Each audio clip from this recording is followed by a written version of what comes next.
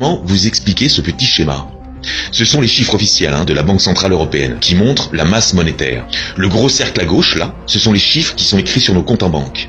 Le petit cercle à droite, là, ce sont les billets de banque et les pièces. Vous voyez où ça coince ou pas? Ça, là, c'est plus de 95% de la monnaie. Ça, là, c'est moins de 5% de la monnaie. Comment les banquiers ont pu écrire autant de chiffres sur nos comptes avec si peu de vraie monnaie?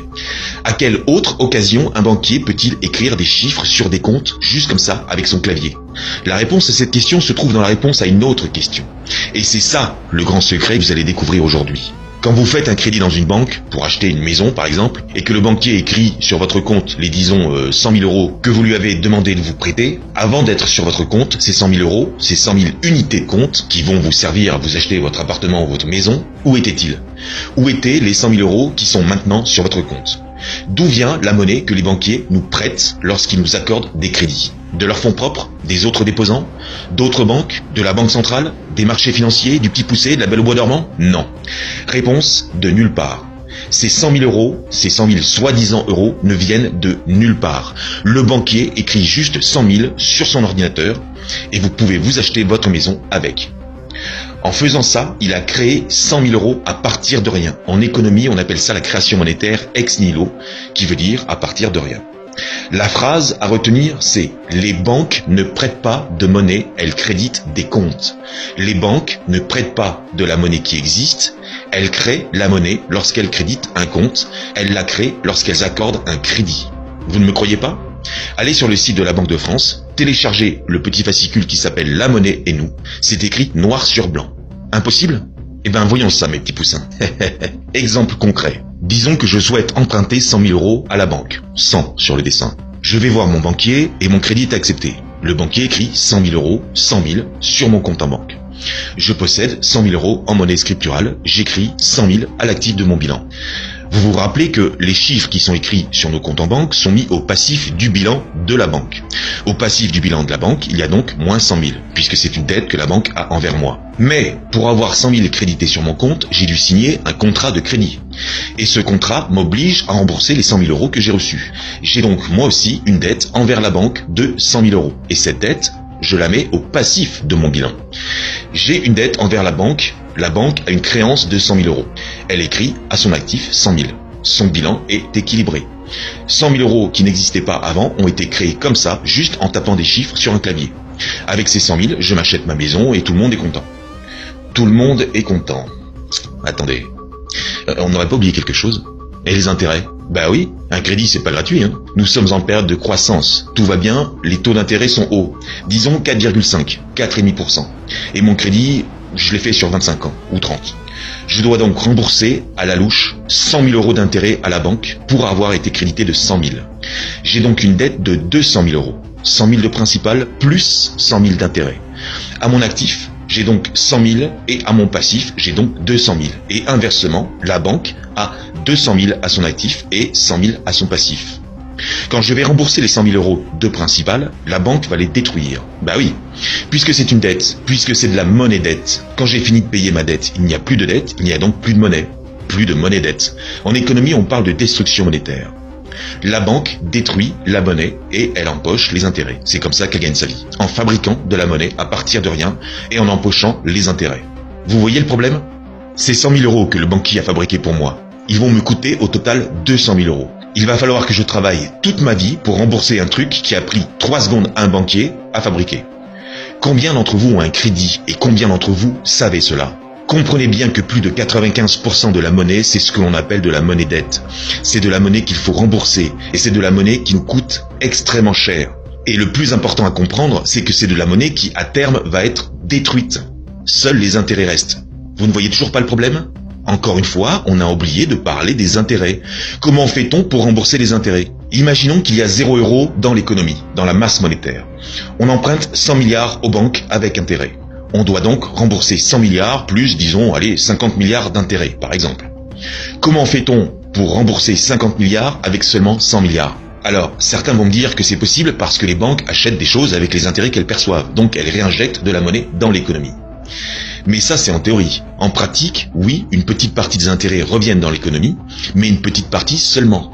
Dans les faits, on voit bien que nous sommes obligés de nous endetter en permanence et de façon exponentielle. On voit bien que la dette ne cesse d'augmenter. Encore une fois, la dette, c'est de la monnaie qui est créée par les banques, à partir de rien. On est donc obligé de s'endetter encore et encore pour payer les intérêts des anciens crédits. Et c'est un putain de cercle vicieux. Les politiques ne cessent de nous dire qu'il faut rembourser la dette. Mais vous savez ce qui se passerait si on remboursait toute la dette d'un seul coup? Il n'y aurait plus un seul euro sur nos comptes en banque. Il n'y aurait plus un seul euro dans la masse monétaire. La monnaie, c'est de la dette. Si on rembourse la dette, on détruit la monnaie. C'est aussi simple que ça. Parce qu'il y a une chose que vous devez absolument comprendre et savoir, c'est que ce système de crédit, il ne s'applique pas seulement aux particuliers et aux entreprises. Il s'applique aussi aux collectivités, aux municipalités, aux régions et à l'État. La dette publique, elle vient de là. Lorsque l'on vous augmente vos taxes, vos impôts, que l'on baisse les budgets, les dotations, que l'on ferme des écoles, des bureaux de poste, des hôpitaux, des gendarmeries, que l'on privatise des services publics, les autoroutes, qu'est-ce que l'on vous dit à chaque fois ? Comment le gouvernement justifie cela à chaque fois? À chaque fois, on vous parle de la dette. À chaque fois, on vous culpabilise. On vous dit que vous avez été trop gourmand, que vous avez vécu au-dessus de vos moyens, que vous êtes des fainéants, que c'est de votre faute. Mais c'est faux. La dette vient du fait qu'une poignée de banquiers a volé le pouvoir de créer la monnaie dont nous avons besoin pour vivre. Et ils s'enrichissent en nous louant cette monnaie qu'ils fabriquent à partir de rien. On vous parle souvent de privatisation. Et les Français sont majoritairement contre les privatisations. Enfin, ceux qui ne passent pas leur vie devant BFM et RMC. Mais on ne vous parle jamais de la privatisation de la monnaie. Et cette privatisation nous coûte des milliards chaque année. Vérifiez par vous-même. Tous les ans, l'État paye pour ce que l'on appelle le service de la dette, c'est-à-dire le principal plus les intérêts que l'on doit à nos créanciers. Eh bien, cette somme, le service de la dette, correspond à la totalité de l'impôt sur le revenu que l'État perçoit chaque année, plus la quasi-totalité de la TVA. Quand vous payez vos impôts et vos taxes, ce n'est pas pour les services publics, c'est pour la dette. Nous sommes tous esclaves de la banque avec un grand B. Tous, employés, ouvriers, mais même petits patrons, même grands patrons. Nous sommes tous là à nous battre pour récolter un petit peu de cette monnaie qui est rare et qui nous coûte extrêmement cher. Si on passe notre vie au travail, si on passe notre vie dans les embouteillages, si on se lève si tôt le matin, si on paye autant de taxes, c'est pour payer la dette, c'est pour payer cette monnaie que l'on loue à des banquiers privés alors qu'il serait tellement simple de la fabriquer nous-mêmes. Alors je vous entends déjà rétorquer. Oui, mais quel autre système peut-on mettre en place? Des théories économiques, des solutions, il en existe des tas. Et certaines sont déjà en application, comme la monnaie libre par exemple. Cet été, les Suisses ont bien failli réussir une petite révolution en réformant le système bancaire, leur système bancaire, avec ce que l'on appelle l'initiative monnaie pleine, qui s'inspire d'une théorie économique qui prône le 100% monnaie centrale, c'est-à-dire qui interdit aux banques commerciales de créer de la monnaie. Il y a son équivalent en France, avec le mouvement Monnaie Juste. Est-ce que vous en avez entendu parler? Est-ce que dans les médias, est-ce que BFM vous a parlé de l'initiative monnaie pleine suisse, un référendum qui a eu lieu cet été? Non, personne n'en parle. C'est le sujet tabou, c'est le sujet qui n'est jamais abordé dans les médias ni nulle part ailleurs. Le mouvement des Gilets jaunes est un mouvement extraordinaire. C'est la vraie France qui se réveille, son peuple. Vous êtes en train de montrer au monde entier l'âme de notre pays, de son peuple. Nous sommes français, ça vient de franc qui veut dire libre étymologiquement. La France, c'est le peuple des hommes libres. Les Gilets jaunes se sont spontanément rassemblés sur la question de la taxe sur les carburants. Puis, les revendications se sont affinées, structurées, sur des points évidents et de bon sens. L'inaction et le mépris de nos dirigeants nous ont permis de prendre le temps de nous connaître, de nous parler et d'échanger nos idées, nos points de vue. Des gens qui depuis bien longtemps réfléchissent aux problèmes de nos sociétés, soi-disant démocratiques, se sont exprimés et leurs idées se sont propagées à tout le mouvement. On a commencé à parler de référendum, d'initiative citoyenne, de démocratie, de pouvoir au peuple. Nous vous proposons d'ajouter à vos réflexions et à vos revendications la question de la création monétaire. Nous ne devons pas sous-estimer le pouvoir de la création monétaire. Il est là le pouvoir absolu. C'est le pouvoir de la banque avec un grand B. Ce sont eux les véritables maîtres. Ce sont eux qui ordonnent, qui décident, qui dirigent. Et Macron n'est que le contre-maître. Nous devons reprendre, ou plutôt prendre le pouvoir monétaire. Il en va de notre survie, de notre avenir, de l'avenir de nos enfants. Un autre monde est possible, une autre organisation sociale, et ce n'est pas une utopie. Nous devons arracher notre liberté à nos maîtres.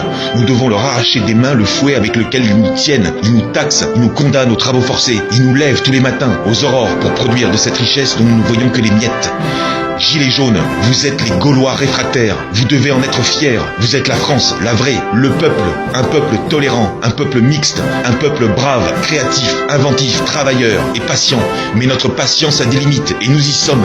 Nous allons montrer au monde entier ce que nous sommes. Comme dans le passé, encore une fois, nous allons servir d'exemple. Nous allons nous libérer. On compte sur vous. Nous comptons sur vous. Vos enfants comptent sur vous. Vos anciens comptent sur vous. On compte sur vous.